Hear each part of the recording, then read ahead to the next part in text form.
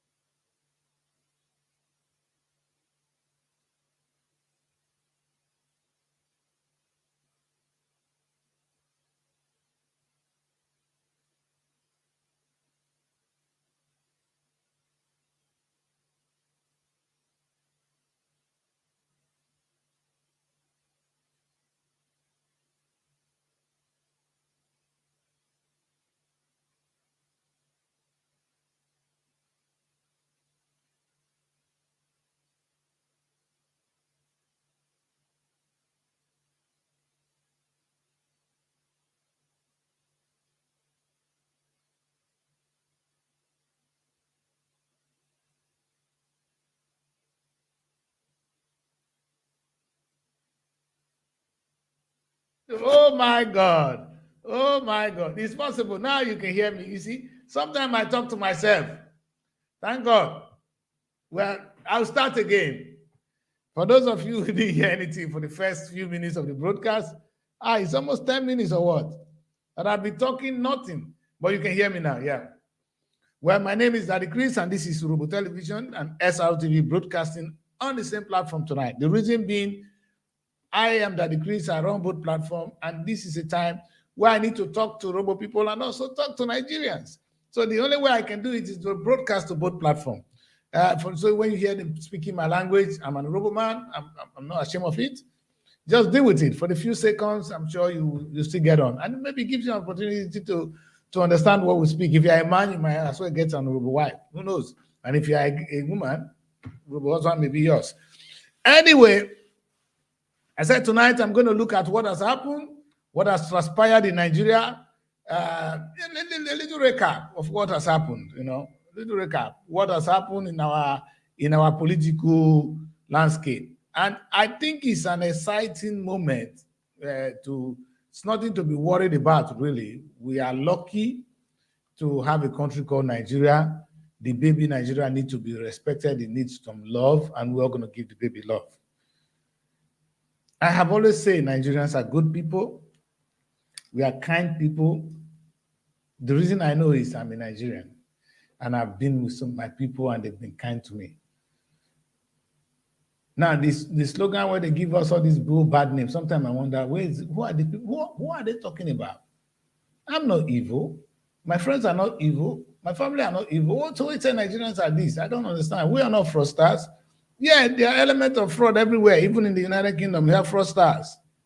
In Russia, they do. In America, they do. So it's not only peculiar to us. But what we need to do is grow ourselves. And that is the mission I always bank on. But it's a time where we need leaders to help to harness what we have, what God has deposited in us. I maintain and I continue to maintain that Nigeria in particular, we have the best of human resources, and God has deposited loads of mineral resources in our land. Our only challenge is how we can harness what God has given to us. When we are the people, we as the people, we are talented, we are energetic, we can do anything. And the land is full of milk and honey. It's just to go and tap on the milk and honey God has given to us. What we need is somebody that gives us the encouragement to say, hey, let's go and do this. That's what a leader does. A leader lead, encourages, motivates, tell you it's all well, even when it's all rough. That's what they do. And that is what we're looking for in Nigeria, perhaps. And I said it yesterday that it got to a point where Nigeria almost lose hope, and hope is around the corner. Whatever happened, this election has brought hope to Nigeria. It's a lot of things have changed. The narrative is different, and people are not thinking, say, hey, we can do this. Hey, we can be better than this. Oh, no, you're not the right person to lead us. No, this one is all right. And maybe as we move along this path, we're going to find what is right for Nigeria. What I beg is, at the end of the day, something is important. We need to love Nigeria. I know most people who want to break away are not happy to hear this from me. Nigeria does not belong to the Hausa man. Nigeria does not belong to the Igbo man. Nigeria does not belong to the Yoruba man. Nigeria belongs to us.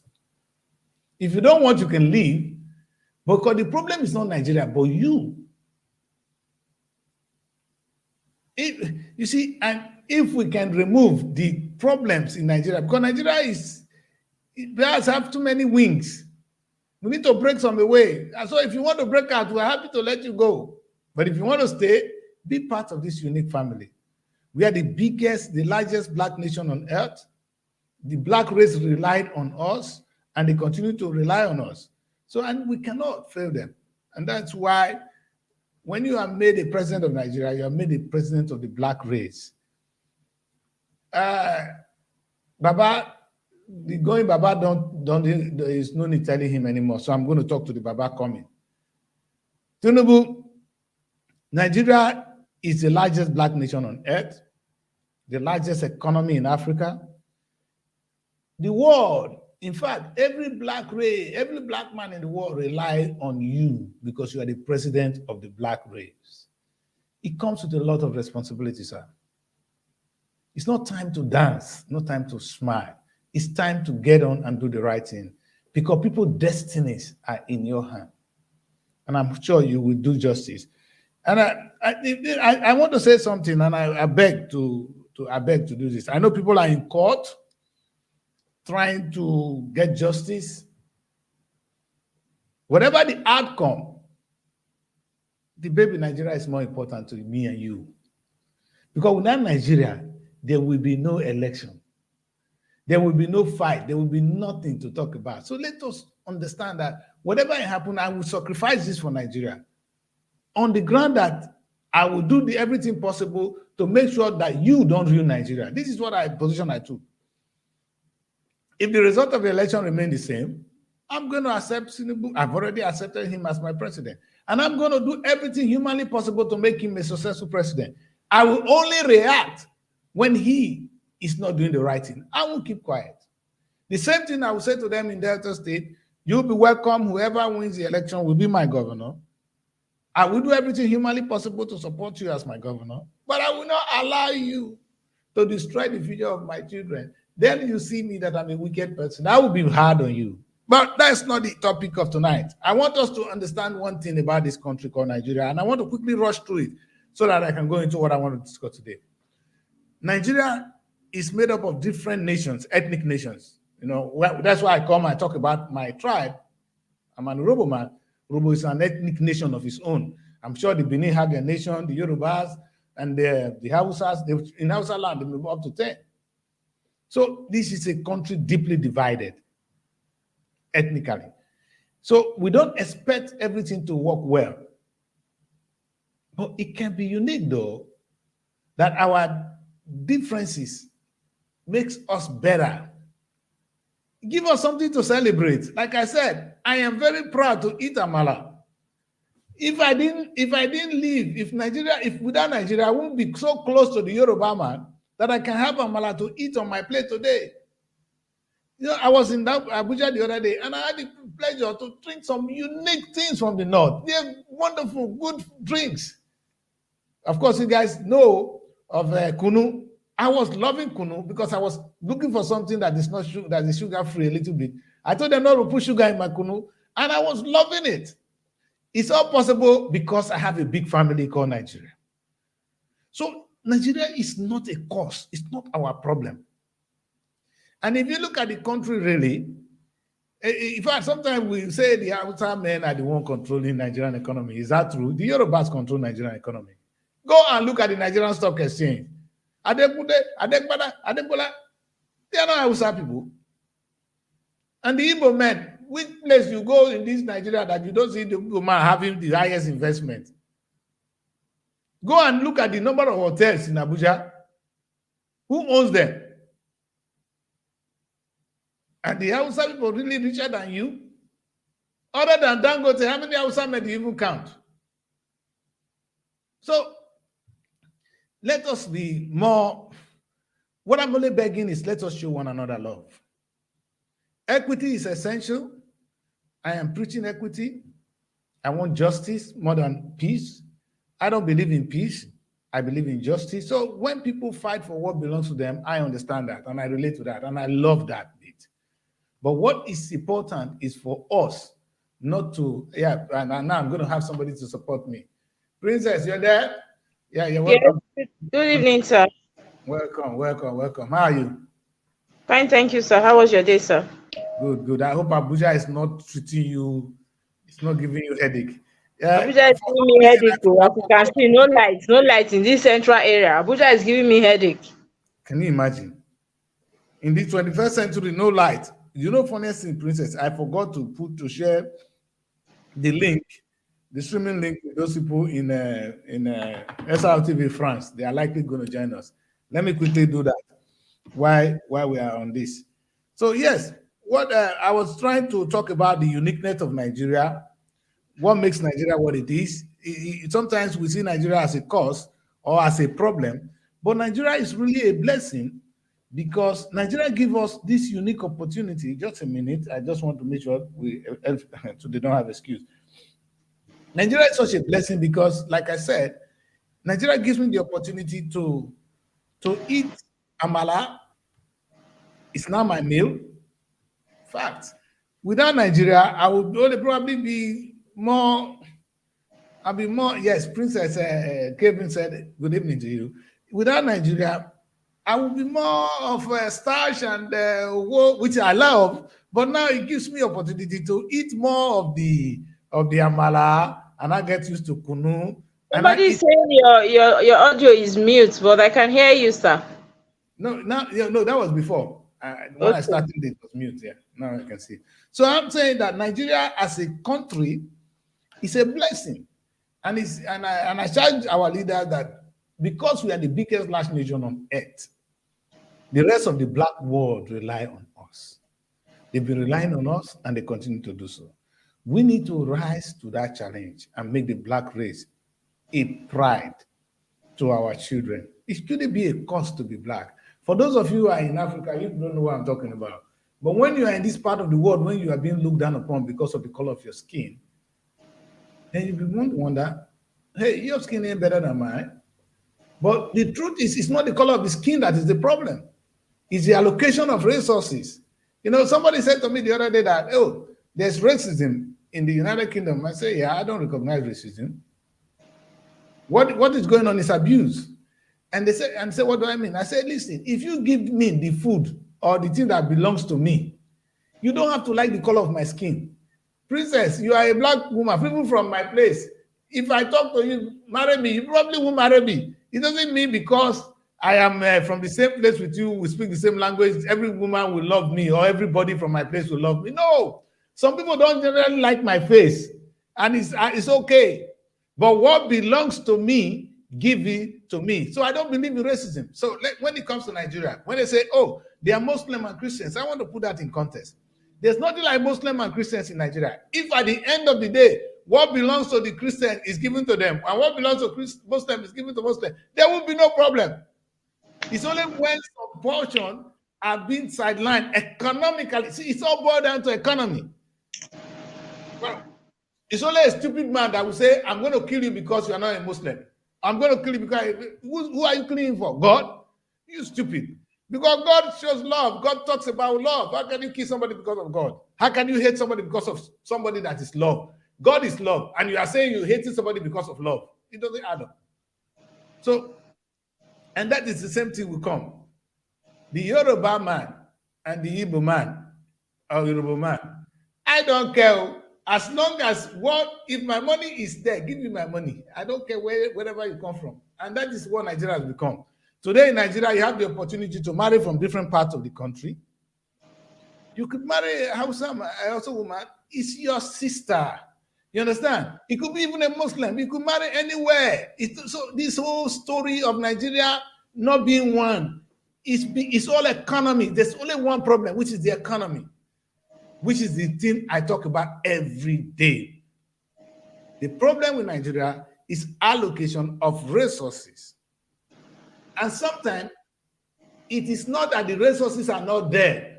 We are chasing the wrong, in fact, we are in a society where we chase the wrong enemy. Our true enemy is the gap between the rich and the poor. There is nowhere in the world that it is so. Quote me, there is nowhere in the world where the disparity between the rich and the poor is as much as it is in Nigeria. And rather than trying to say this is our enemy, we say the Hausa man is my enemy. Or in fact, Agege is going to tell me tomorrow, oh, don't mind the Ika people. They are not Robo people. Hello, you are worse my enemy than them. Because at the end of the day, Agege, you have so much money, so much car, so much life. I have nothing. That is the problem. It's not the Igbo man.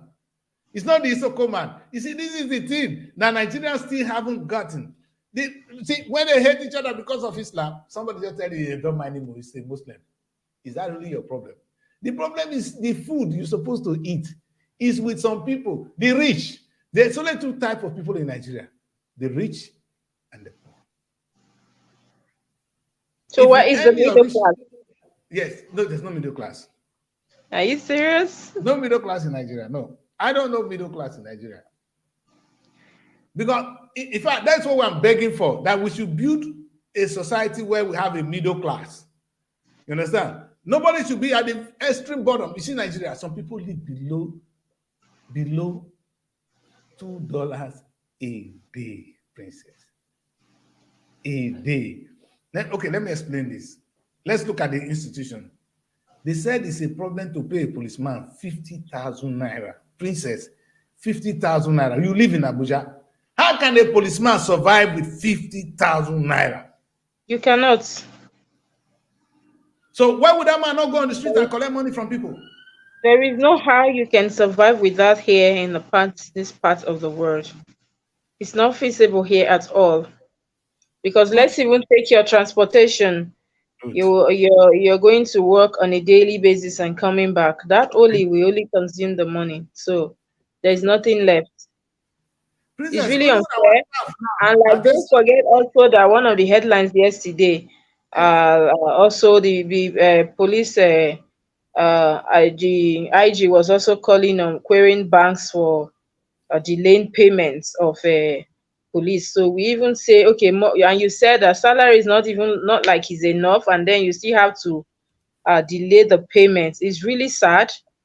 And that is why you see a lot of them on the streets they are so involved in dubious things, all kind of shady things. Of course, I wouldn't blame them anyway, but my own is that while you're there actually doing that, extorting people, know who to extort also, because some of these people also are like you are on the same level, they are struggling also. Princess, that's exactly what I'm saying. Let us look for our enemies in Nigeria. Right now, we are chasing the wrong enemies. You understand? If I tell you that my problem is the Hausa man who is hungrier than me, you understand? That one is in the same trouble. You see, the last time they said there are some people in our bush raping our women. And I said, really? The first thing that came to my mind is, what kind of human being want to stay in the bush? You understand? That is to say, they are really deprived human beings. That will say, my destiny is in the forest. That's where I live. You can tell already what to expect from such people. You understand? So those people are not really our problem. They are doing the immediate damage, which is true, but they are not our problem. Our problem is actually the system that gives somebody so much money and others have nothing. Can you imagine that? Some people in Nigeria can earn. Okay, Princess, most of the estates in Abuja are owned by one man. Yes, so I know a lot of estate, even in my area, a lot of estate that are owned by the wives of politicians, their children, and of course politicians. A lot of them, like a lot of them. And so So it's really pathetic. And there you could even see one duplex going for as high as 200 million, 400 million, and the estate will be so large, and they have so many blocks. So you can imagine how much has been invested in such places. Of course, don't forget also where the whole agitation from the Niger Delta, this was how it started also, where you have militants trying to opposing both federal government and of course the expatriate that came around the areas because of what they've been through. Up till now, they are telling you they are doing Ogoni cleanup. I don't think that's something that can be done in the damage that was done in that land is not something that you can clean up even for 10 years. And then you have human beings actually living there. And then you have people. How do they survive? I've actually been to a part of Bayelsa State where you could literally see their water. I went to the river also. I went to the river, and then the water was so oily. You could see the crude oil floating. And then the lady was telling me that most time their fish they usually don't get fish, and because most of the fish then they have would have been suffocated or died inside the water, something like that. And then they don't have water to drink also. They just have to manage that water, and a lot of them were sick. I actually went there with my mom to do something, and I saw this. I had to film it. Of course, I didn't know you were going to bring this discussion. I would have looked for that particular footage to play now for you to know what people are going through. And of course, this is why the people sometimes come out to revolt against the government and of course against the people. But and you like see, you were saying, we should know our enemies. They are our enemy, not we. We shouldn't be our own enemies. thank So you. I get that point correctly. Princess, this is the point. The problem, the bottom line is, if every Nigerians that is listening to me now know we have only one problem, economy. So let us forget every other thing. Like I said, even between me and the white man, I don't care the color of your skin, because I don't need you. If I have my money, hey, I'm going to pay for my flight and you're going to say yes sir to me. In the United Kingdom here, I employ all kind of people, all kind of race, and they come and work for me. So when you have money, you can do anything. You understand? So the problem in Nigeria is not Islam. It's not Christianity. In fact, that's why I'm so angry with the pastors. You are a slave trader too. When you take money from the people and the same people, the poor people give you the money, and you are now rich at their expenses, and you're telling me their problem is the Muslim. They want to Islamize Nigeria. And I say, you sick. You see my problem? That's why I don't agree with the pastor, because before you hear any pastor say anything, oh, they want to turn Nigeria into a Muslim country. Oh, it's an Islamic state. Hello? You know what? Nobody can ever turn Nigeria into that kind of thing, because we are so, in fact, everybody agree. You know what I say to some people? They practice Sharia law in some part of the country. If you cannot live there, if you are not comfortable with Sharia law, it's a state law. Move out of there. The country is so large. You understand? So we can coexist. So the problem is not the Hausa man. It's not the Islam. The problem is either you, the pastor, that is taking money from these people and using it for yourself. You see, look at the politician. Come and tell me, oh, now we want to vote. Right? You, the Robo people, vote Omagege Roboman. It's the turn of Roboman. Omagege that has been there since. What has he done for the Roboman? Hello? Sheriff that is running around with his big stomach, doing this like I don't even know that guy. You know what? He's an Okpe man. Now Okpe people are angry. Oh, we want Okpe governor. What has Sheriff done for you? Since he has been in the House of Assembly, what has he done for the Okpe land? We will see what he will do for you when he becomes governor. Please don't make me laugh.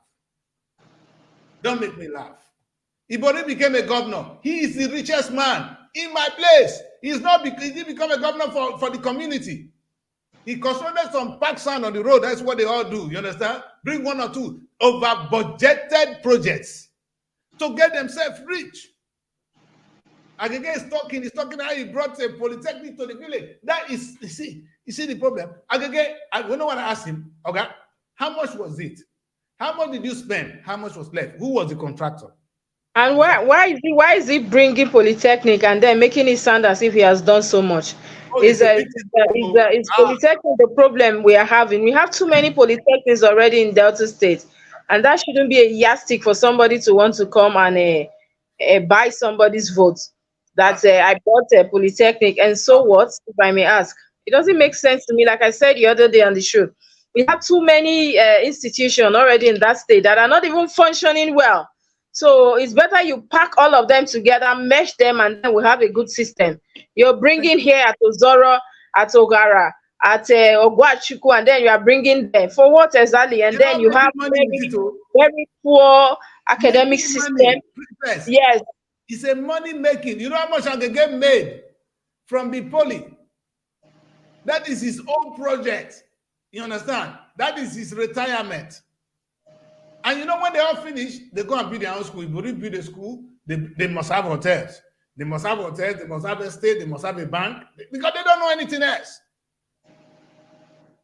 You see, and these are our enemies. The enemies, you see, today I'm saying to Nigeria, please know your enemy. Your enemy ain't Muslim. Your enemy is not the Yoruba man. Tinubu is talking today. The whole Yoruba are killing the Igbo men. Stupidity of the highest order. The problem is Tinubu, who stole all the money, and is Baba, you are now my president. So, but this is the truth, sir. You know what I'm saying? You are our enemy. It's not the Igbo man that is the Yoruba man enemy. You are the Yoruba man enemy. You are. And you, the Igbo man, saying Tinubu is your enemy. No. These politicians, people like the one that they put in prison here now. What's his name? Your former president. It's a deputy, Ikweremadu. Ikweremadu. The one that harvests, know how to harvest a lot. You know, princess don't like that kind of. And also on the news this evening, he told the court over there that he didn't want to ask family people for a donor because he only listened to the advice of the doctor, and that is why he wanted to purchase one. That is on the news. That was on the news this evening. He agreed that he was trying to buy one from this boy. Of course, he agreed. And he's going to prison. You see, he's in the UK. We'll come to that another day. But what I'm really saying is, how many houses are there in your God? You know, so when God wants to punish you, God will reveal you in a way that you cannot. Of course, that is it. How much do you have? At the detriment of your own people. Meanwhile, the Igbo people didn't see idiots like him. No? Their problem is the Hausa man. The Hausa man who is hungry. You know the funniest thing? Prince, the people killing one another. If you catch an Hausa man, is the one that is actually lost. The one that traveled with you know the one they caught, those ones that travel with trailers. Which human being in his correct sense go park like sardine for that trailer? When I kill those people, you just say you keep person. These are people in the same problem like you and me. Let us identify our enemies. Nigerians, let us see Okowa today. He's going to tell the cat people, oh, Robo people don't like them. I hear you. Look at what Okowa have. Look at the amount of wealth. In fact, if he says he doesn't have a lot of money, Okowa was earning 2 point something billion in a month as security vote. What do you take and do for now? Is that his what? Which system on earth? In the United States, it will not happen. In the United Kingdom, it will not happen. That you pay somebody security vote of 2 billion naira when you cannot pay a civil servant 100,000 naira. Have you asked? I was at the ministries and my friend. The salary, the average salary of the ministry workers are 70,000, 80,000 naira. And they live in Abuja. Princess. Of course, a lot of them. And that is why when you go to the secretariat in the morning, when you go to that central area, go to that secretariat and just stay there and park and watch. Of course, you see civil servants strolling in around 11 o'clock, 11 a.m., 10 a.m., and stay. And you watch 11, then by 1 p.m., 2 p.m., they are strolling out. Who would want to blame them? Of course, you see that I know a lot of them up till now. I know a lawyer there at Police Service Commission that is still earning, I think, 67,000 for years, for some time now. And then you want to see that this is why a lot of them also cannot live at the central area, because of course they will not be able to afford the rent here. They will have to go to the outskirts of Abuja, and then coming from there every day. Now look at the stress and of course the money that their transportation. These are the issues. You see that people are actually living from hand to mouth in this part of the Princess, world. can you imagine a senior? I happen to the lady happened to be my friend. She's still my friend anyway. A senior, somebody serving in the this road safety, a highly senior officer there. Her salary was 110,000, 105,000, and she sent it to me. Said this is what the government pay her, and I said to myself, 110,000 will be £100. Princess, £100. And I'm wondering, why is that woman going to save money? What is she going to do with it? If she pays her rent, buy food, buy some clothes, what is left for her? And in the same place, there is a senator or a governor where you are our enemy. You see, by virtue of your office and your salary, you are an enemy of the state. So we Nigerians need to understand that we have one enemy. You see, the system of government that says pay a senator 100 million and a civil servant under 100,000 is a big time enemy. Nigerians, you don't have And any other that is, enemy. yes, and that is why I will always sometimes also I just feel like the labor union, the workers union, they've become toothless bulldogs as far as I'm concerned, because Exactly. they are taking their parts also, Mhm. and then they are so tired in saying the truth or doing what they are supposed to do as a union. Most of these workers, like I said, most of these workers are really going through a lot. And I've been opportune once or how many times to speak to some of them, and you find out that they are not actually living well. They are not Of course being not. paid, and some of them salaries are being owed also. uh, Mhm. we know that some of them, and then imagine likes of Okowa taking home 2 billion naira, not million, billion. Security. Security. That's not his Security. salary. Not his salary. That is just security bagger. I think these people, there's another, if there's another name, I just really do hope that somebody should hear some, if for instance I hear something like this. Mm. uh I'm talking about the layman now. Mm. They are supposed to run away from such people. In And as fact, we speak, the truth, yes, that's why I come up with the message tonight, Princess. Because they don't know who their enemies, who is your true enemy. Until you don't know that, in a state like Nigeria, we continue to fight ourselves. See, when you are pursuing the wrong shadow, you get lost. of This is course. our So this electorate, they are supposed to. These are the people you stone when you see themselves. I'm not saying you should go and stone anybody, but I'm they just should, they saying should, because they should. it's unheard of. Like, it's Thank annoying. you. It's somebody, as I am now, my spirit is boiling, and then you go to Delta State as a state, no improvement.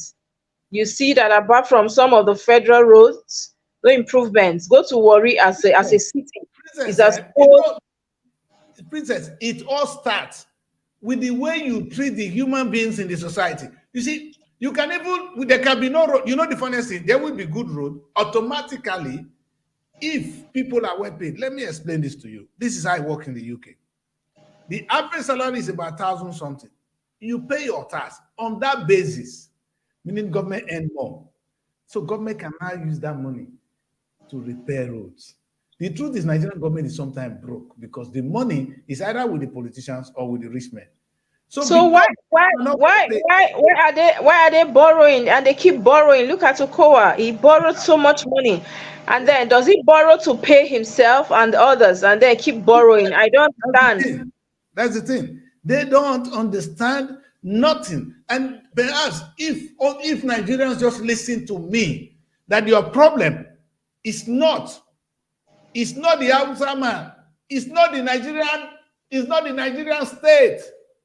We are living in bondage. We have enemies. We have slave traders who are trading with us. We are their slaves. Who is a slave? A slave is somebody who is not well paid. If you employ when they took us to America as slaves, if they were paying us, who do we call them? We call ourselves slaves. So they were coming to work for them. Are we slaves now? When a man works and is well paid, according if he's entitled, if he's getting his entitlement, then he's not a slave. When the white people came to carry us, chain us, and take us there, if they were paying us the decent wage for the job we're doing, we won't become slaves. What's the difference between what they did to us in America and what we're doing to our people now? This is now at home. That a government of the Federal Republic of Nigeria could pay the president their security vote, those idiots, that amount of money. Whereas some people are actually living below $2 a day. Princess, you live in Abuja. You know, when I got home last time, I asked somebody to dry clean my clothes. Princess, how much was it? She girl was charging 200 naira for one. And I'll keep wondering to myself, wait, 200 naira. Then they packed this whole load for the boy and said, this is slavery. Do you understand, Princess? Within me, I know it's slavery. I won't take my clothes to dry cleaner in England. Who bought me? Because I can, not because I don't want to, because I cannot afford it. Let me explain that thing to you.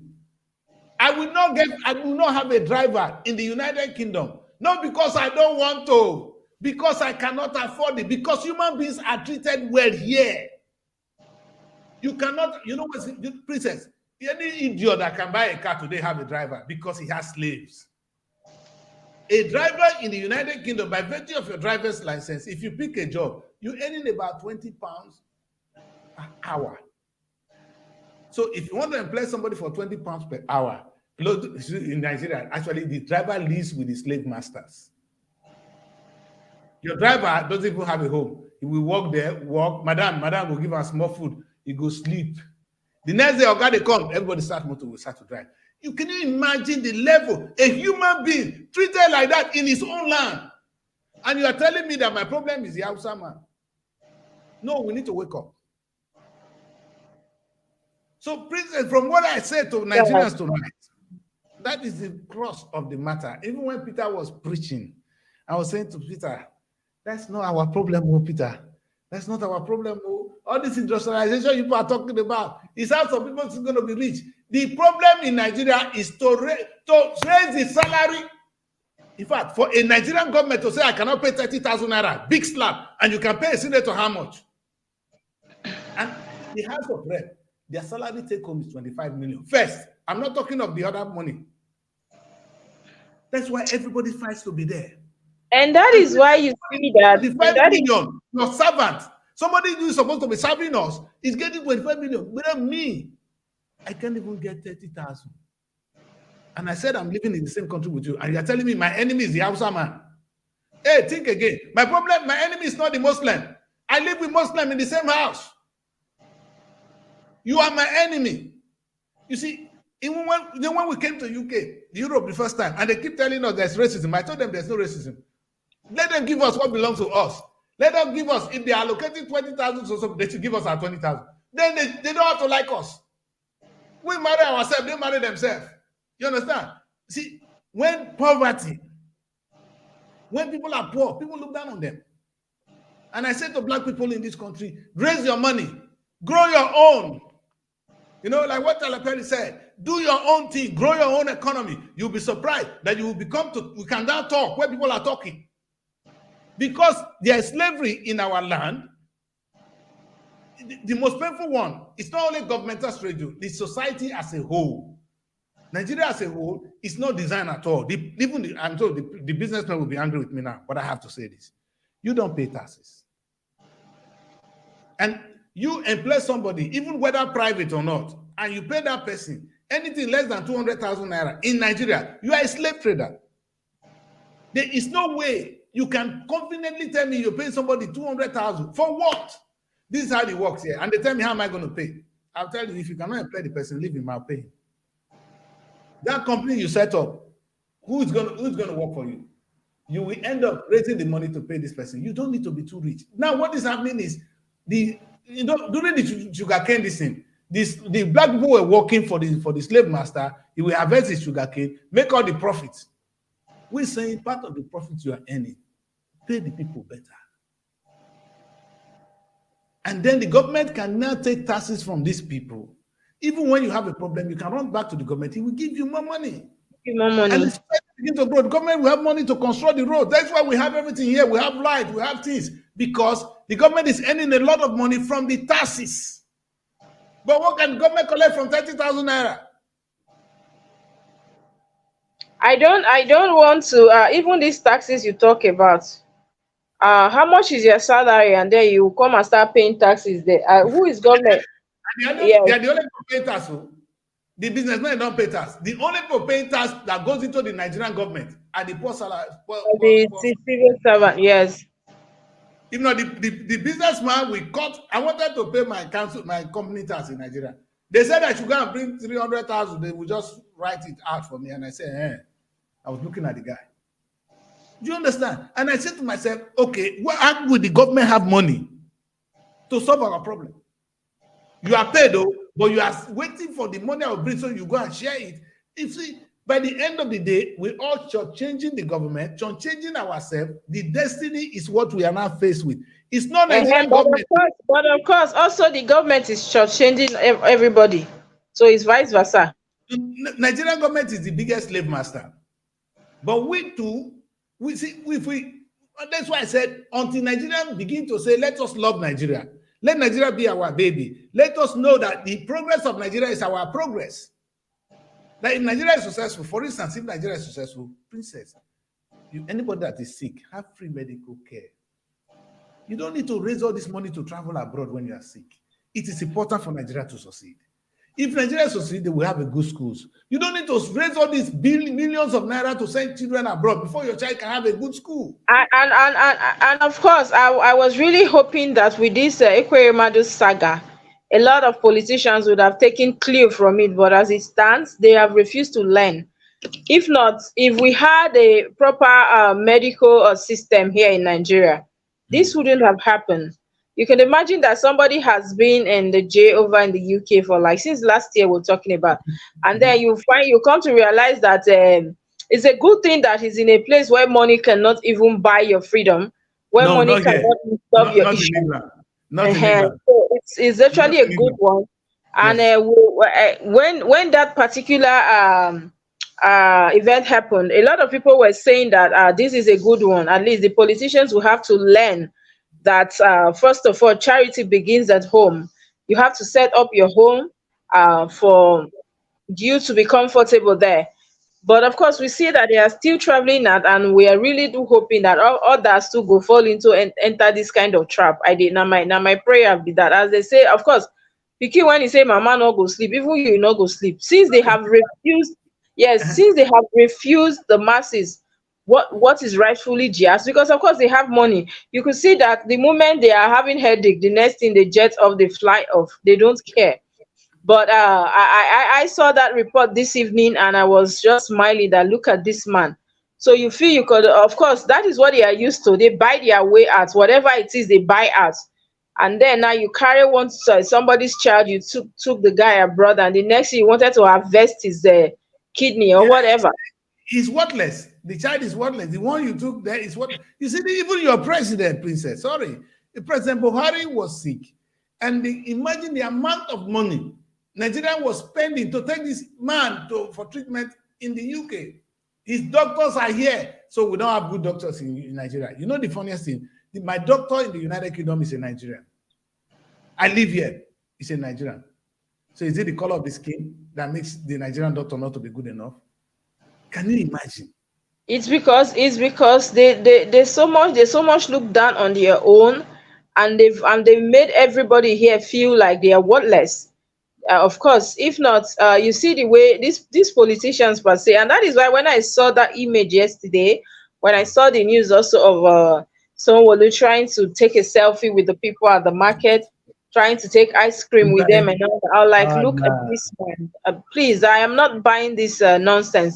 And I was even hoping that Nigerians also will wake up, but I feel that, sorry to say, a lot of people are still very gullible as we speak. For instance, I will always take a clue from Delta State. I had some stories from Delta State, and it's so saddening that a lot of people at this time, this 2023, you are still coming out to stick to fight because of one governor or the other person, particularly APC and PDP. It's really shameful because over the years they've done so much damage to the country and of course to the state. And I was just telling my friend this evening that you have to be careful who you support and what you do. And now, apart from PDP and APC, you have a whole life ahead of you. And as a young person, I don't think you should stick your neck for these people. They are not people you vouch for. Of course, they have their children. Their children should come out and do this campaigning for them. And of course, he was telling me that at least you have to go for a lesser devil. I said there is nothing as such as lesser devil. As far as we are concerned, PDP and APC, I speak. This is a personal opinion, of course, not that of the SROTV. As far as I'm concerned, APC and PDP, they've done a lot of damage. And then I was trying to tell somebody that just try and bring in new people. Whether or not they fail, they succeed. We keep moving until we get to the place we know, okay, somebody is here to fix it. But we can't keep repeating the same thing that this person that is coming is not like the last person. I was telling my friend that Yes. as a young person, I don't think sticking your neck is even right, and it's really sad. And like we could see, look at the damage they've done, but people still go because of the peanuts they are being paid or they collect, And mortgaging and their lives. These are the issues. no, just understand it. During the slave trade, black people were killing black people. In fact, the true people, during slave trade, it was a black man that will be called a Okotom that will lead the other black man. Is the one that goes to see the master.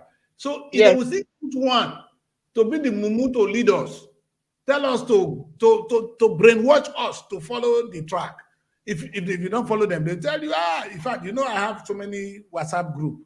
I have Robo Television group, the SRTV group. I hear a lot of comments. I hardly say anything there. Because this is when you listen to idiots. And you just keep wondering, what does this person ever think? You don't need to go to school just to think. Princess, how can your enemy be the same man in the same level with you? When that man is going away, he's going to give it. In fact, when anything that dropped for him is what people are dragging to eat. The same human being is born the same thing with you. He's not better than you. God said all men are born equal. So nobody is not better than me. See, how can Tinubu be better than me? Where?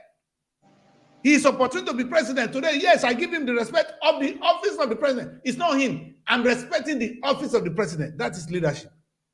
It's not you, sir. I have respect for the office of the president because that is civilization. But that make you better than me? No. So you must behave in accordance with that office. You must not use it to enslave us because we are not slaves. If Nigerians can understand the concept of modern slavery I'm trying to preach, that the only problem we have in Nigeria is not the Hausa man, it's not the Yoruba man, it's not the Igbo man, it's not Yoruba man, oh, it's not, in fact, it's not the Fulani man in the bush. The problem is people like Buhari, these people with a high level of money that are giving these people some peanut to come and kill us. And that idiot, if he's thinking too, if he can know that that man is his enemy, he probably will not come and kill us. I'm telling you that my problem, I can a pastor who is stealing, who is collecting my money, probably sleep with my wife, come and tell me that my problem is the Hausa man is a Muslim. Because he has collected all the money on Sunday. He danced with his wife and the children, and I'll go home with my own hungry. And if my Yeah. wife go there and come back, I go ask her, where they come from? And then they open schools that even the same people that contributed in building these schools, their children cannot afford to attend. Of And Princess, course. who is your enemy? The pastor will then tell me, thank you, we don't use school. Oh. Look how here they for school. Look at the redeem. Poor people know they go there. You say my problem that poor fool animal when they bush. I don't go school past that one. Because of course there's so much inculcate things in the hands of a lot of people, and that they don't think. Like I tell people, don't be too that is what you get when for instance, a lot of these churches, they will tell you if you don't pay your tithe, once God will punish you, this one will happen and all that. That's a lie. That's a How can lie. somebody tell you that? God is not actually from your pastor's village, that whatever your pastor says and God will just come and do it for your part. No. If they have access to God, you also have access to God. Princess, you know what I hear, Princess? They say the God of Oyedepo, the God of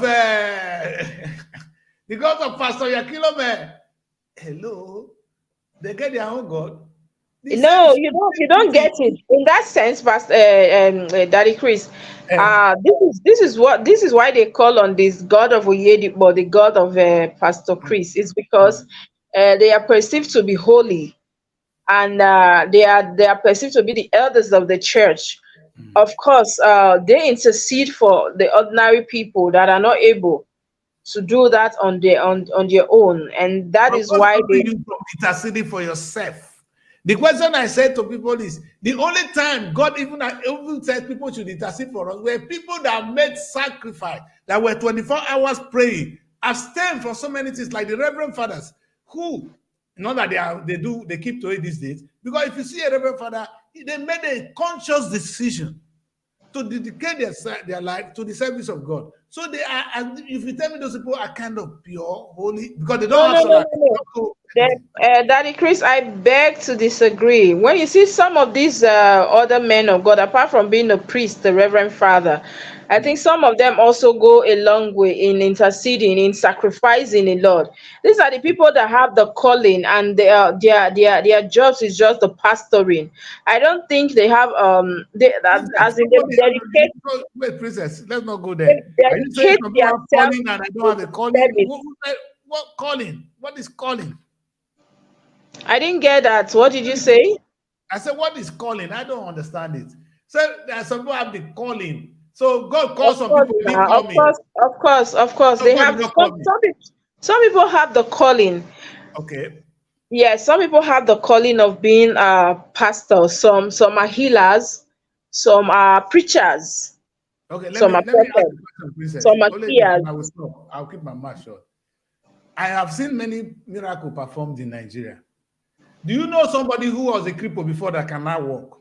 Of all the miracles that they've been performing, I've not known one man in my village that was a cripple today that can walk. Which one do you know, Prince? No, Pastor because they Chris, have calling, they can perform miracles. Which one do you no, know that Pastor was Chris, cripple? Daddy Chris, I'm not calling you Pastor. Daddy Chris, Better I call me want. Pastor, please. Better because I am. Daddy Chris, I want you to get Man. something straight. I want you to get something right. Okay. I am not saying that we don't have the fake people, the ones that just woke up and they say, okay, I called myself, I'm a pastor. That does not change the fact that we have true men of God out there. There are no true men of God. Princess, the question I ask you is this. This one said, a man that was blind, though, what is this? He says white. The man was blind. So today, when he don't see, he just know the color white. What is this? Red. A man that I've never seen before. He's able to identify red, able to identify white.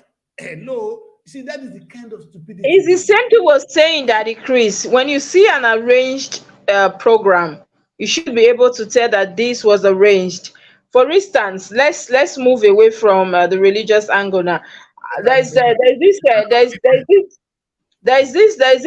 picture that is trending online. You saw Peter Obi when he went for his campaign, the way somebody stood in front of his car, stretching his hand and all that. Did you see that particular picture?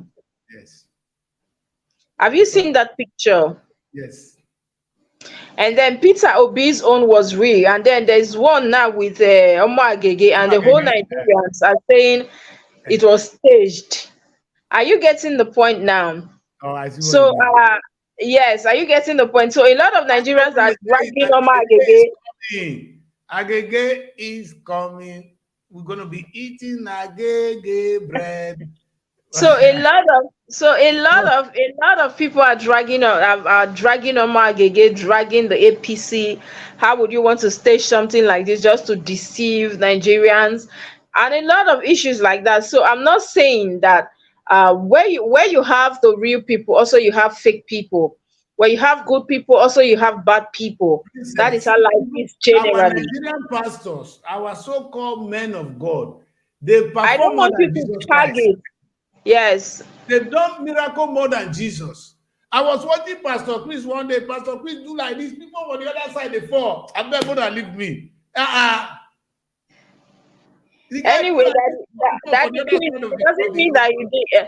I know you don't believe, but it's working for them and they are happy, and so we are all happy. So we move on. Perhaps these are the problems we have. You understand? There are some obvious foolishness that we accept. If we're going to get out of this problem, but I think also nobody will take that shit here. Yes, but I think also the Nigerians are moving forward. They go tell you yes, yes, this is what I'm saying. I think also the Nigerians are becoming more realistic when it comes to things like this, and they are really wising up real quick. They are really moving forward.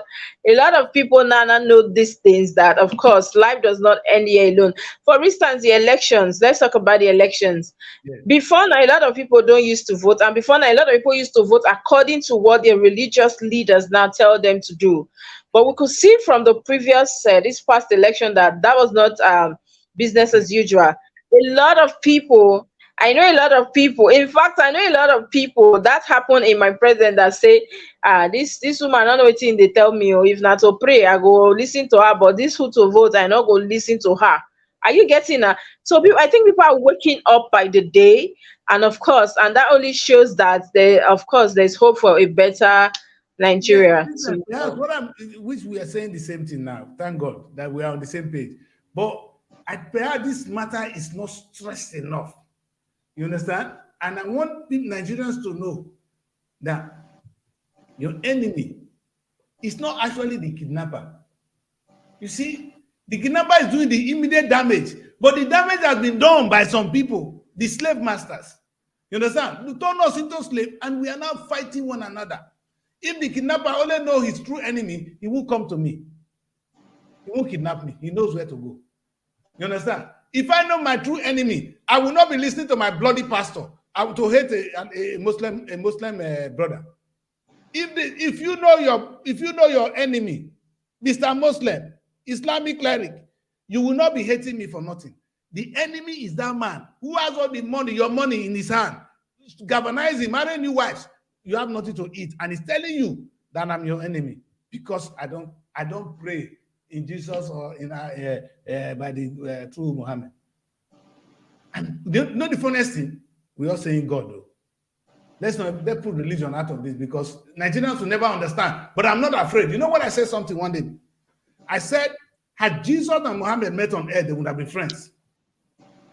And people say, oh, I said, well, this is what God said to me that very morning. Had Jesus Christ and Prophet Muhammad met on earth, they would have been friends. They wouldn't be saying all this nonsense you guys are doing now. So if you tell me that my problem is the Muslim or the Christian, it's stupid. My problem is you that take all the money and make me your slave. And it comes from the institution, a government that pays somebody 200. You see, if you see what these guys take away, they come with this air conditioner car. How many people following them? In fact, it's obvious that a stupid senator have more than 6 policemen following him. You see, as they're going, the vehicles are one idiot too. And perhaps the rest of the country, no policemen for us. And he said, I'm living in the same I told you, I said yesterday that my IT guy confirmed that from Mina to Bida, which is over 3 hours journey or 4 hours. I've been there like 5 times, and so I'm very certain of what I'm saying.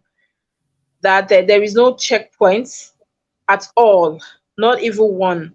And now this is a state and environment where you have a lot of bandits, and then you leave the highway for leave it like that, and then vulnerable people just go in, and then they are being kidnapped. And of course, and that is what I actually love the discussion of today. These people ought to know that these people you're even kidnapping, these are ordinary people that they cannot field. They are not your enemy. Exactly. These are not your They are not enemies. your We have one enemies. enemy. See, this is Look what I'm for your saying. enemies. You know Kidnapper. exactly where to find your enemies. Look for your enemies. Exactly. Nigerians, we must identify who our enemies are. It's okay to be rich, but if you are rich and you don't pay your right trust to the society, you are my enemy. Now, if you are government, if you are overpaid, you are my enemy. You see, because for a society to move, these two important angles must be addressed. Government must not be overpaid. Businesses must pay the right taxes to the society, because the society belongs to me and you. And that money you earn, it's not your money. You took it from the society. Whether you earn it, yes, but you earn it from our collective. God gave us this land. We own it together. That you're able to earn it, it's yours. But give society what belongs to society. That's why we pay taxes. And the government must use the taxes for the benefit of the people. It's not doing me a favor. When somebody come and give you water. So this morning, I like the news. Somebody that put Transformer. One of our headlines this morning. Yes, of course, he was expecting that. Of course, the normal policy in Nigeria, the normal law that is give and give, or give and take. Nothing goes for nothing. So he was expecting also that after that benevolent acts, people will come out en masse and vote for him. And of course, since they did not recognize the fact that he brought in a transformer for them, so for that reason, we're going to vote for you. And like I said earlier, also that Chris, that Nigerians are waking up on a daily basis. They are no longer by this rubbish being done by politicians, and that is why, of course, you see that they did not vote this man, and the man just jejely went back and carried his property. Good for him anyway. Princess, we don't have a lot of time. If I bring other guests in now, we're not leaving here today. So let's just close this show as it is, because I was just tempted to bring some people in. If we do that, we're not leaving here today. Ladies and gentlemen, this is SRTV Sorobo Television Broadcasting Tonight. Like I explained earlier, the show is supposed to be either Sorobo Television or SRTV, but because of the nature of our broadcast and the importance of the election, which is a very timely thing, we decide to do to both platforms. So wherever you watch it is fine. Any content that does not really suit what you want, just know that after a week or so, everything will go. Sorobo will be on their own, and SRTV will be on their own. Yeah. And what the perhaps this is something I'm very passionate about. What I talk about tonight, I've always cried that there's an unacceptable gap between the rich and the poor, but I say it in a very light mood. I think tonight I've been able to address the point properly, that we should learn to identify our enemies in society. Because over the years in Europe, I have lived through that, when they tell me that my problem is the white man and the black man is my friend. But the truth is, I don't know some of the black people they're talking about. And I say to the white people, give us what belongs to us, and we don't have to have problem. You don't have to like the color of my skin. Why should you like the color of my skin? How many people like me? You don't have to like my face, but give me what is mine. And that is exactly one of those things we talk about when it comes to equity. I believe in equity a lot, but the truth is, Nigerians today, we have slave traders. And they know they are slave traders. I'm going to ask those of you, Sheriff, how many policemen they follow you? Who are you? In fact, I never see a policeman following any bagger in the United Kingdom, other than the Prime Minister, who have two. You see, our Prime Minister, one Okada they front, one Land Rover they back, in the drive Jaguar. That is the highest escort we have in the United Kingdom. The highest. Our Deputy Prime Minister have a driver, and he use this saloon car. The rest, they go to office with their own car, or they come by train. MPs, go and look at their salaries. In fact, A stupid councillor, a village fool councillor in Nigeria earns more than an MP here. And you can imagine. See, so, and in the same country, this is where somebody cannot be paid 30,000 naira. And there is a debate about it.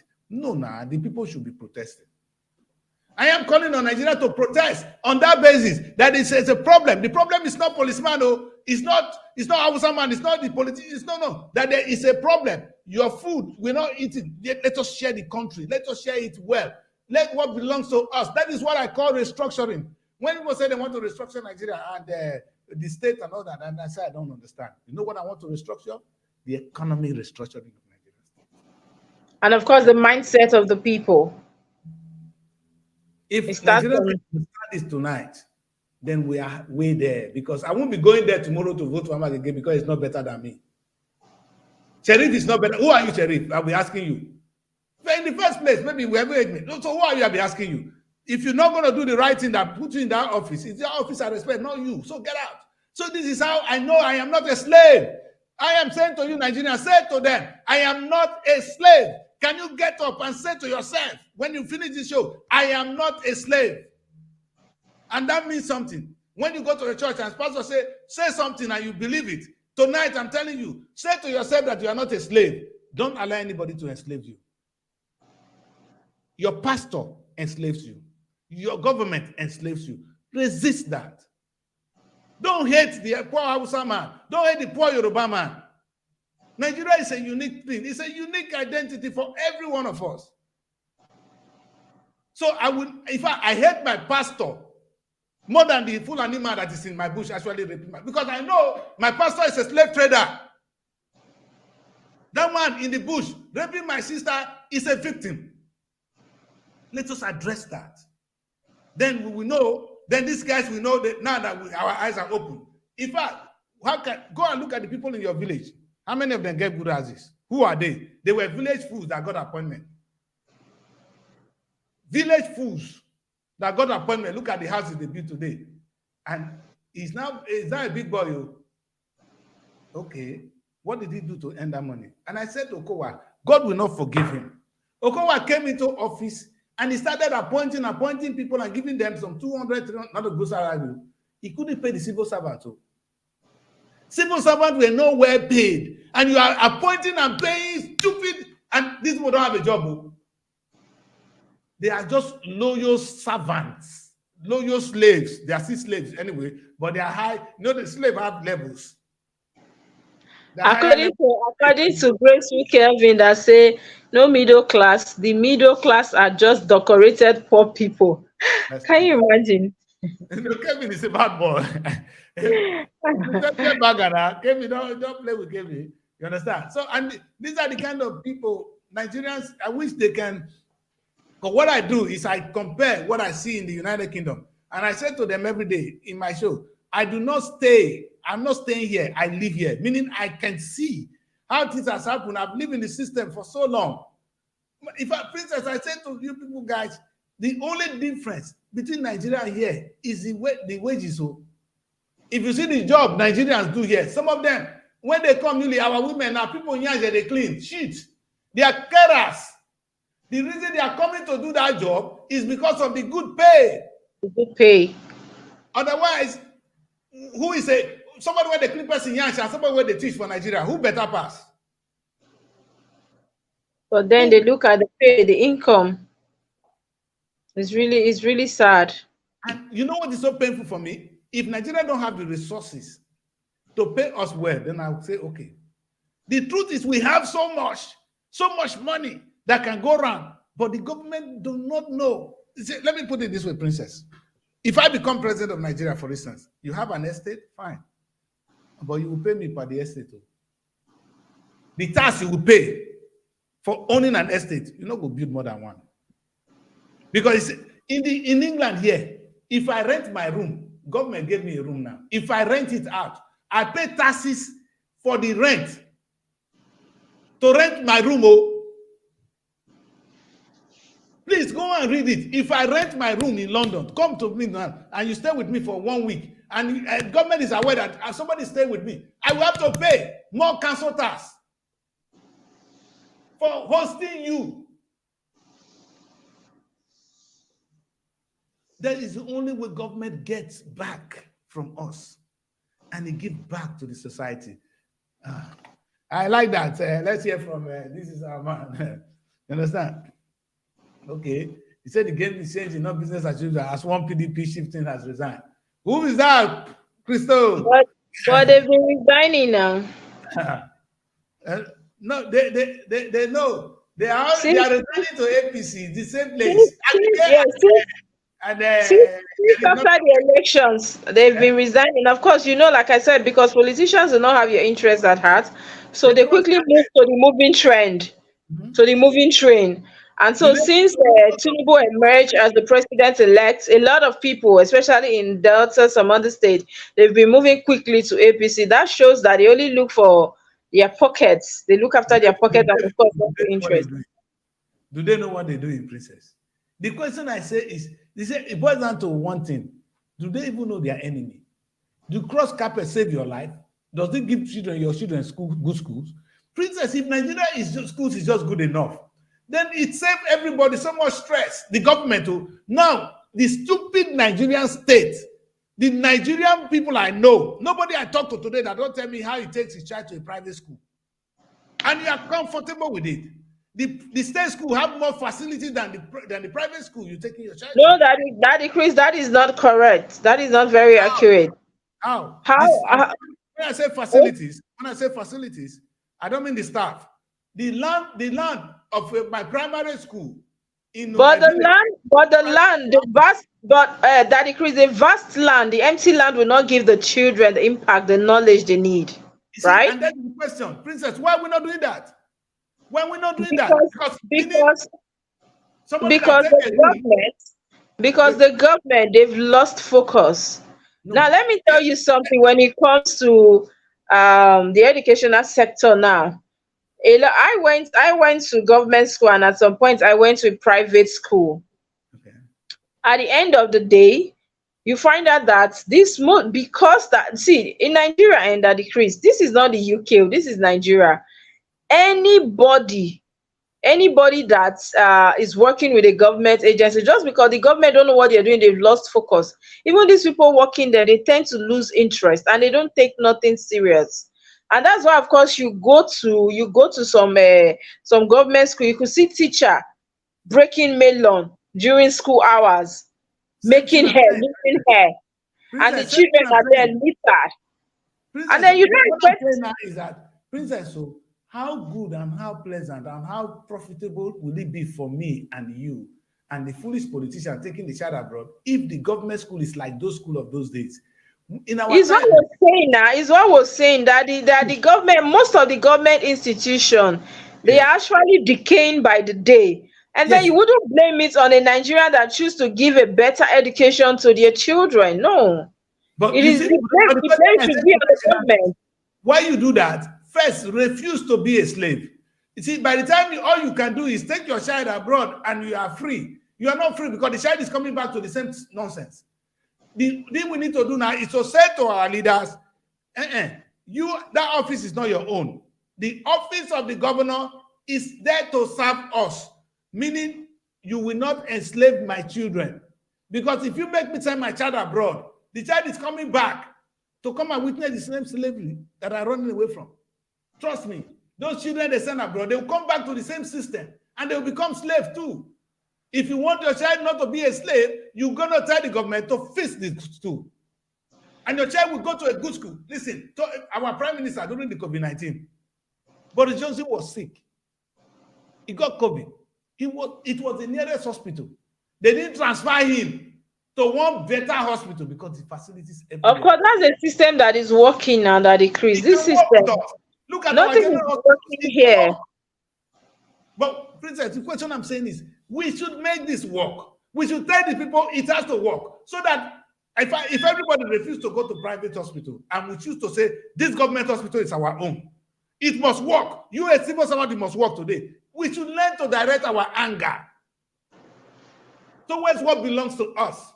By the time we resort to solve our own immediate problem, I go take my people come out to make my own go abroad, come back. That is how they keep using us. Because your child will come back to the same trouble. Those ones that are studying here now, if they go back, they'll be same Nigeria they go. Are they not coming to the same Nigeria? Would they have good road? Would they not be kidnapped? Okowa children, they fear themselves. They have more problem than me. Okowa children, if you say be Okowa children, kidnap and catch you, you're all done finished. Do you understand? So you can imagine these children are not free. In fact, they're even more danger than me. So until we, in fact, I'm saying to Nigerians today, refuse to be a slave. Take what belongs to you. And it's not when they say take back our country. Oh God, this is the message I wanted to hear from Peter. He take back our country. It's not to take back power from politicians. Our country can be given back to us if we have our schools back. If we make anybody in that office work for us, we're not going to sit on the fence and it's going to work. We're going to tell again, you must do this. Now, after election, everybody will go home. You understand? That's but so. let's actually start. After election, everybody go move again. Everybody don't. But that is when the work actually starts. That is when this movement actually begins. You understand? Let me see. Let the audience see you well. It's after the election is when the journey actually begins. We should be able to say no to slavery in Nigeria. You will pay me well. In fact, we will cripple the government. Labor, like you said, they are stupid now. Otherwise, labor will cripple our country. Until you pay us a decent wage, 200,000, we will not come to work. Yes, it's what I was saying, that they've become toothless bulldogs. They just go, when they collect their own share, they leave. If not, if labor states were grinding everywhere, they are shutting down everywhere, making it like, you know how it is. No pay, no better pay, no work. At the end of the day, the civil servants are the one going to the offices now. With your how many times permanent secretary they go office? At the end of the day, is the common ones that used to go to their offices. So at the end of the day, if labor is really the workers' union, they are up to up of course and doing, it wouldn't be as bad as it is. I remember then during Good Luck, because I used to cover labor. I was in that beat for like how many years. And then I remember Good Luck, the way Ayuba Waba, the NSC president, the way he used to protest then, any issue he's protesting. I'm just surprised that during this very administration it was not so. And these are some of the things we talk about. Even then, so AFCC, anywhere, they used to shut down every institution. And then you see they will grind that place to a halt that nothing will go on for like 2-3 days there. And of course, you know what that means. That a place is shut down in Abuja for how many days? That's some serious loss. And so because of that, they tend to do what is right. But I'm just surprised that over the years and over time, labor has become so relaxed and so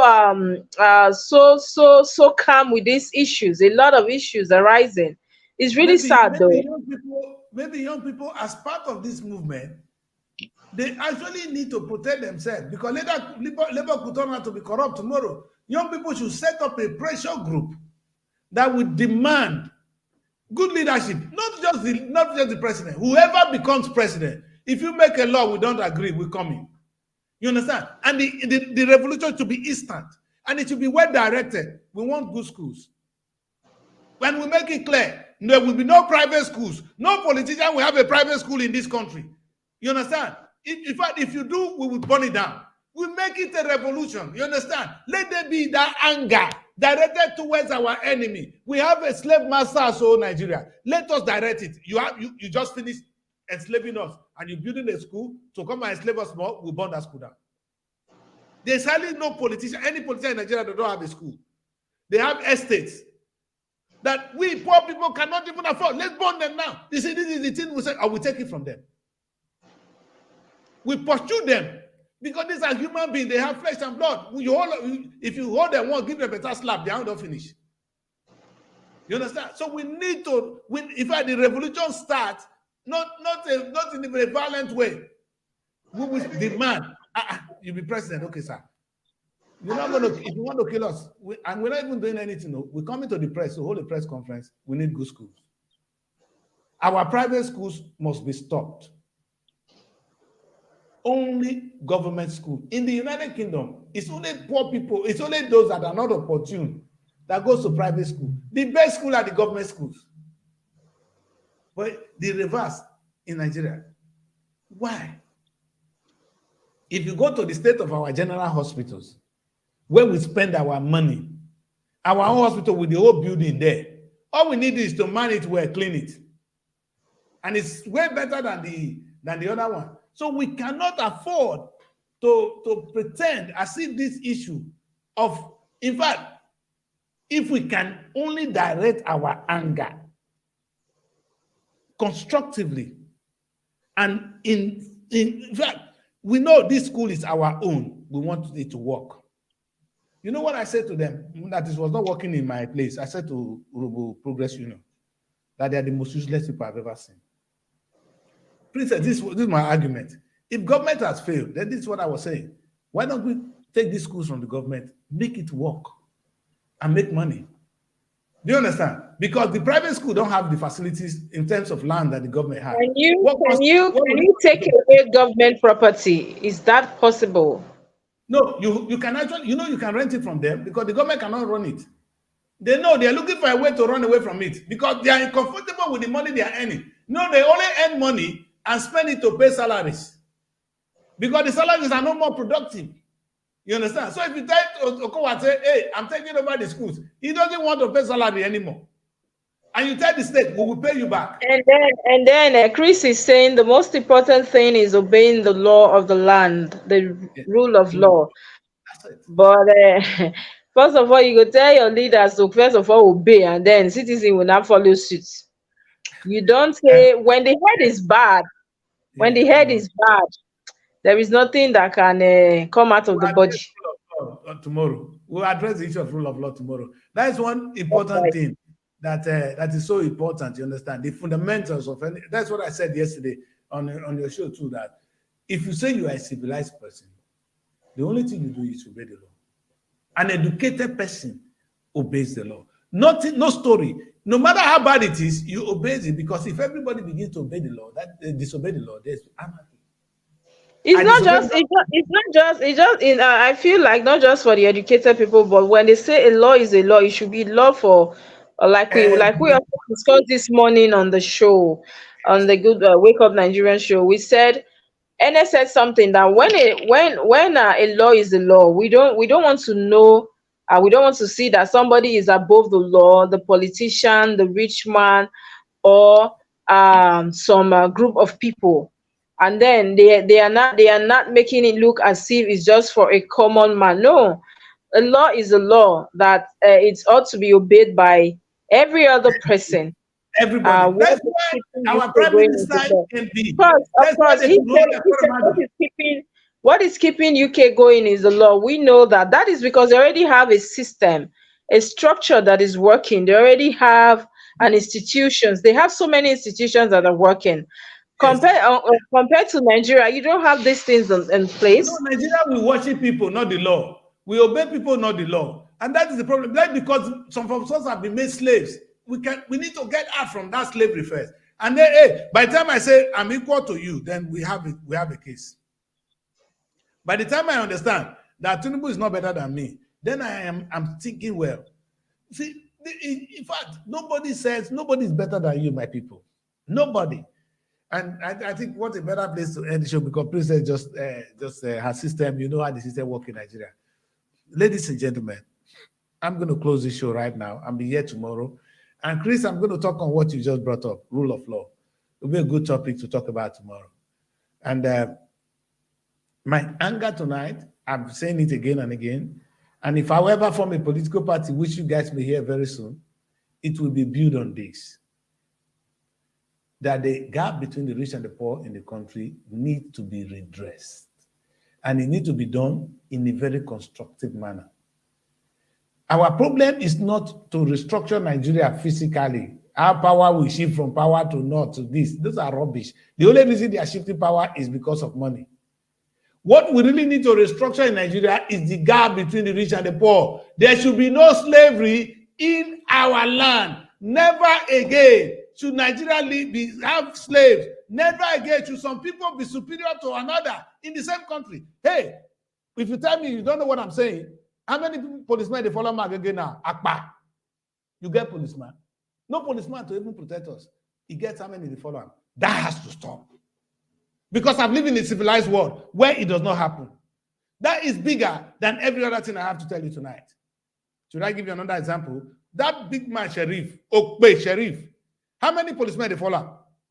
How many they follow you? How many is there to even protect us? It has to stop. I'm sorry. I may be harsh. He doesn't deserve, he's not better than me and you. He should not be having policemen. A policeman is to serve Nigeria, not to serve them. In the United Kingdom, I have never seen anybody, any politician that have a policeman that live with him. In Nigeria, they are slaves, they're permanent residents. Yay! My people, waiting. Waiting, my people. That's my people. Yes, my Chris, that's very important, son. And you see, if we can understand this, then we are halfway. We don't have a problem in Nigeria. If we don't address this, we have a huge challenge. And until the mentality, the mindset of every Nigerian is tailored to know that nobody is better than them, that slave trade, slavery, have to be eliminated from this beautiful land. You see, I can repeat to you again and again that a cleaner in the United Kingdom earned such a decent wage. When we came to Europe newly, we were cleaners. Now that money we take build first house for Nigeria because you are well paid. The law, you see, it's not even a question if they want to. If I am paid lower than the minimum wage, my employer will go to prison. Let me repeat that. If my employer, you see, there's a case here that some Romanian, they lock some people in one in my estate here. My studio is in an industrial estate. So they brought so many of their workers and they locked them there. They paid them £4 per hour. Some are £5. When they were caught, they were sent to prison. It's not British citizens, no. They brought their own people to enslave them, and they went to prison because the government of United Kingdom said no to slave trade. Your government or your system that allow you to be paid 30,000 is a slave trader. That is the first thing we need to address. God bless you, ladies and gentlemen. My name is Daddy Chris, and I'm going to say good night tonight. It's been a long show. I'll be coming back tomorrow to address the issue of rule of law. Nigeria must move forward. I'm going to say to you tonight again and again, the problem we have is not the Nigerian state. Nigeria is a beautiful daughter God has given to us. In fact, the diversity, being Muslim and Christian in Nigeria is a beautiful thing. You know, that we have Muslim and Christians in Nigeria is a beautiful thing. That we have, let's see where we have Christians before we leave. And that we have Muslim and Christian in Nigeria is a beautiful thing. That we have different tribes. Now, I'm going to celebrate the Nigerian week. You know what I'm doing? I'm bringing the national troop. The national troop can dance the Yoruba Bata dance. They dance the Atilogo Igbo dance. They dance the Hausa. They dance all kind of dance. That is Nigeria. Beautiful. That cannot be wrong. So the problem is not the Nigerian state. It's not our ethnicity that is a problem. It's the slave traders. When I say slave trader, I identify two people today. The government structure, the politicians, and your pastor. Perhaps the imam. I'm not afraid to say it. If they have conscience, they should go and look at what I said tonight and address themselves. When you treat human beings and you pay them below the standard, you go to prison in the United Kingdom. In Nigeria, in fact, you kill me because of what I said now, because I don't say something wrong about your pastor. You'll be fool. That's where I end the show tonight. I'll leave you, Princess, to say the last thing before we go. God bless you, daughter. You've said it all, Daddy, and we always say you are as an adult, it's not even right to start babysitting an adult. So as an adult, you should know what is right, regardless of what is coming out from your pastors, your religious leaders, and of course the politicians. Like I said earlier, that I was telling a youth, able-bodied youths, that you do something with your life, man. You have so much ahead of you. Just imagine you channel this energy somewhere else, a business of yours or something profitable. It's more better than fighting, quarreling, having issues, creating enmity between you and people around you just because of one politician. Because they're going to leave you behind. They are not truthful. They are not people you should reckon with. So it's better that you do the right thing as an adult, of course, and then as an individual. So let's start from there. Not just the government, not just the religious leaders, not the politicians, but also as an individual, let's also practice the habits, of course, inculcate that habit of doing the right thing. The way you treat people around you. What of the people? We talk about the government, we talk about people, we won't talk about enslaving. We talk about people. Look at the way they treat their staffs, their maids at home. That is where it starts from. So if you cannot take another person's child as yours, and then Princess, you you enslave, said the thing that even annoyed me most. You said you it all. enslave, Maid at you home. enslave What is it? people. Maid at home. What is a maid? You understand? You see, this is the thing I'm saying. Princess, when I go home, I see somebody opening gates. His job not gate man. I say, eh. So his job not to open gates. How much are the piano? Oh God. Yeah. You see, Yes. Princess, it will never happen in the United Kingdom. There will be no gate man. You can never employ somebody to be a gate man in the United Kingdom because you cannot afford it. Princess, imagine somebody just to open gate for you. You see, Of course, but these are some of the issues here. And then we really do hope that people will start from the family. Let's go back to the family. Let's go back home and start from there. Not just it's easy for us to say the politicians, the religious leaders, and the government, but let's start from home. And of course, I think if we go back home and start correcting a lot of things, of course, just maybe the society will be a better place to live in. Agree. And we're going to stop tonight. I will bring this topic back. And what I will do, so that it doesn't look at only me talking, I'll bring an expert, someone that lives in the UK, an ordinary person, and I'll be asking the person the way they live here. And I'll compare so that you can see the differences. You understand? How much is being paid and the kind of job he does and the kind of job you do in Nigeria, how much you're being paid. So you can imagine that the difference between you and him or her is not that he's doing a better job or that he has a better life. But he's better paid because the government of this country protects, is anti-slavery. But yours celebrates slave trade. That is the difference. I want to end the show like that tonight. I love you all. Princess, stay out of trouble. Sure, sir. I don't know. Try and stay out of trouble because your face is always here. And they won't like you that much. You know, when I come to Nigeria, they say that the Christians don't go to certain places because I was really attacking the politicians at the point in time in Delta. So I don't go to Delta that much because they don't like me. So I don't want to put you on the same wahala. God bless you tonight, daughter. All right. Good night, sir. Good night, Nigerians.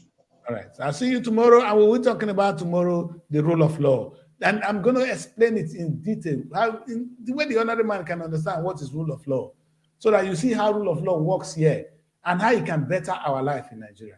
It's all for the benefit of the country and for benefit of you and me.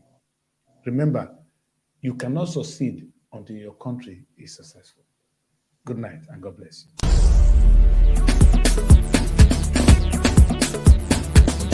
SR TV. Innovative content, global audience.